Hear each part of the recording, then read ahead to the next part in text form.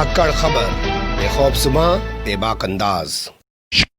धाकड़ खबर के news room से मैं आपके साथ हूं अकरम रईस खान। राष्ट्रीय राजधानी दिल्ली से एक बड़ी खबर आ रही है। राष्ट्रीय राजधानी इसलिए बोल रहा हूं क्योंकि दुनिया का सबसे बड़ा लोकतंत्र है भारत और सबसे पुराना लोकतंत्र माना जाता है अमेरिका। वहां भी चुनाव है, यहां भी चुनाव है, चर्चा चारों तरफ है। लेकिन मैं सिर्फ दिल्ली की एक खबर से आपको रूबरू कराने जा रहा हूं।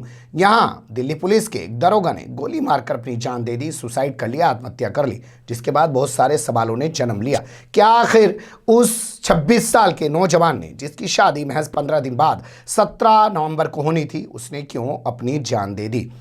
एक आरटीआई कहती है कि दिल्ली के अंदर पिछले 42 महीनों के दौरान पिछले 42 महीने के दौरान राजधानी दिल्ली में 37 पुलिस वाले अपनी जान दे चुके हैं। यानी अगर औसतन जोड़ा जाए तो हर महीने एक पुलिस वाला अपनी जान दे रहा है। तो क्यों पुलिस वाले अपनी जान दे रहे हैं? अगर ताज़ा हालात पे जिक्र करें तो गृह मंत्री वर्तमान समय में अमित शाह हैं। उन्हीं के अंडर में राजधानी की पुलिस आती है, यानी कि दिल्ली की पुलिस आती है। उनके कार्यकाल को भी अगर जोड़ें तो मई में सरकार बनी थी, अब चल रहा है नवंबर, उस हिसाब से हो जाते 12 5 17 महीने। 17 महीने में भी 17 पुलिस वाले अपनी जान दे चुके हैं। वो भी इस बारे में कोई गौर नहीं कर रहे हैं क्योंकि हर महीने एक पुलिस वाला मर रहा है। सवाल तो बड़ा है।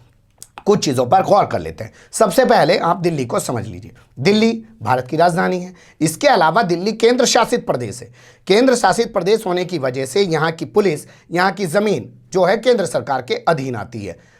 पुलिस जो है वो गृह मंत्रालय के अधीन आते हैं और गृह मंत्री अमित शाह। इसके अलावा यहाँ की सड़क, बिजली, पानी, ये तमाम जो चीज़ें हैं वो आती है प्रदेश सरकार, जो दिल्ली में सरकार बैठी है, यानी कि अरविंद केजरीवाल की सरकार। तीसरा, कूड़ा करकट उठाना, साफ सफाई करना, ये तमाम चीज़ें आते हैं एमसीडी के पास, यानी कि म्यूनसिपल कॉर्पोरेशन जो बना हुआ है उसके पास। लेकिन हम इन चीज़ों में नहीं उलझ रहे, हम सिर्फ पुलिस की बात कर रहे हैं।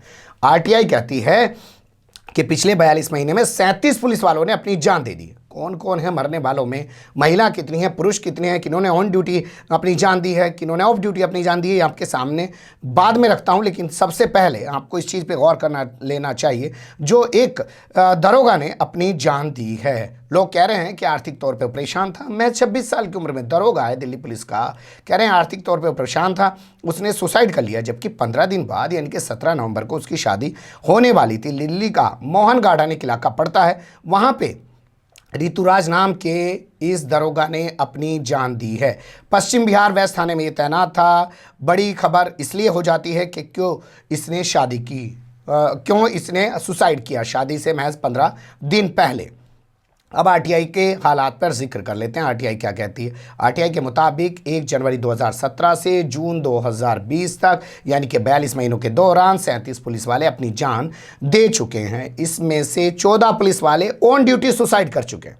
जी हाँ, 14 पुलिस वाले ऑन ड्यूटी सुसाइड कर चुके हैं। इसके अलावा 23 पुलिस वालों ने ऑफ ड्यूटी अपनी जान दी है।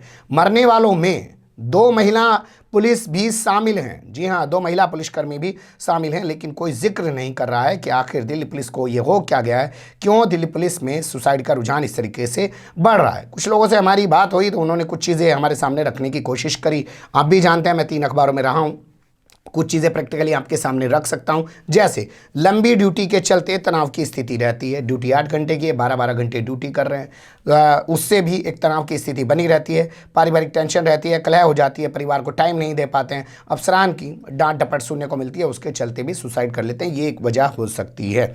दूसरी वजह, काम का बोझ ज़्यादा रहता है। भैया पहले ड्यूटी भी बजानी है, फिर वाहन चेकिंग भी करनी है, फिर कोर्ट कचहरी भी जाना है, तमाम तरीके की चीज़ें करनी है। और इनको जो है साप्ताहिक अवकाश जो है वो वीकली ऑफ जो है वो भी नहीं मिलता है। कभी कभी उसकी भी छुट्टी कर दी जाती है। रात में ड्यूटी करते हैं तो सोचते हैं भैया दिन में सोएंगे, लेकिन दिन में लग जाती है कोर्ट के अंदर हाजिरी। कोर्ट से सम्मन आ जाता है, आजा भैया फलाने मुकदमे में आके अपनी गवाही दे, तो वहाँ जाते हैं। ये तमाम तरीके की चीज़ें हैं। लेकिन इन सब के बावजूद, क्योंकि ये तो हमेशा से लगी रही हैं पुलिस के साथ, आज ये तस्वीर क्यों उभर रही है, इस पर कोई रिपोर्ट नहीं आ रही है। बहुत अफसोस की बात है। ऋतुराज की मौत के बाद भी ऐसा कुछ पुलिस वाले निकाल के सामने नहीं रख पा रहे हैं कि आखिर आत्महत्या का सिलसिला दिल्ली पुलिस में क्यों बढ़ता जा रहा है। वैसे सिलसिला लगातार तमाम प्रदेशों की पुलिस में बढ़ रहा है, लेकिन दिल्ली की पुलिस की अगर ऐसी स्थिति होगी तो इस पर ज़्यादा गौर किया जाना ज़रूरी है। वैसे चरित्र आज के टाइम में पुलिस का ऐसा बन गया है कि अब पुलिस वाले का मर्डर हो जाए तो कुछ नहीं होता। आप देखिए, उत्तर प्रदेश के मथुरा में एक एसपी सिटी को मार दिया, एक थानेदार को मार दिया, आज तक उन आरोपियों को सजा नहीं मिली।